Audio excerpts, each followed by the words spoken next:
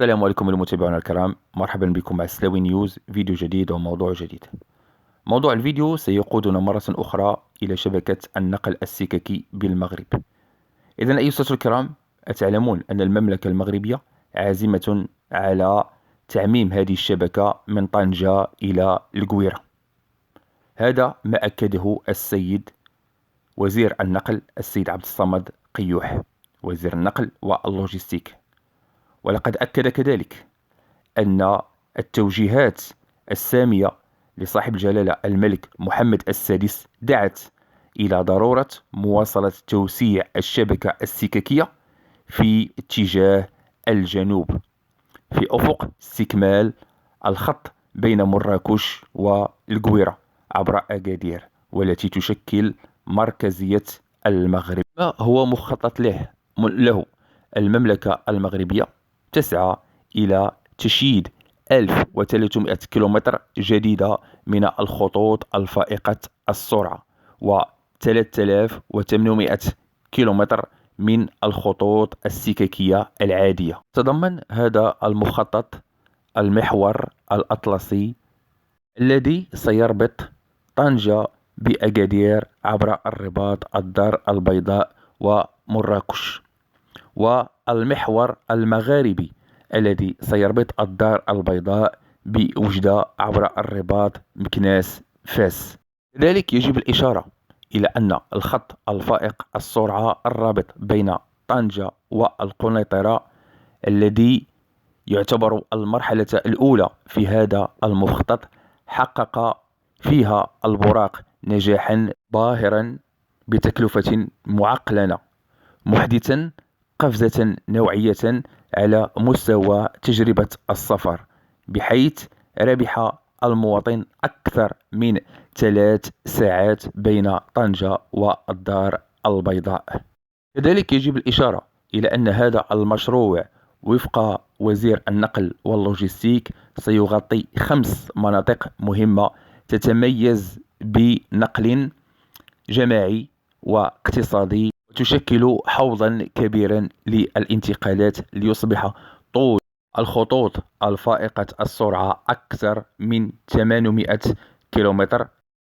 أما فيما يخص الإجراءات التحضيرية للمشروع، فقد أوضح السيد الوزير أنه تم التوقيع على اتفاقيات من أجل تمويل الدراسات والعقار الأولي لمشروع القنيطرة مراكش، منها 857 مليون درهم مخصصة للربط بين مراكش وأكادير، وإنهاء دراسات الجدوى التقنية والاقتصادية للمشروع، كذا حيازة عقاري على طول 7 كيلومترات داخل المحاور أو داخل المدار الحضاري لمراكش، بالإضافة لحيازة قطعة أرضية على مساحة تقدر ب20 هكتارا بمدينة أكادير.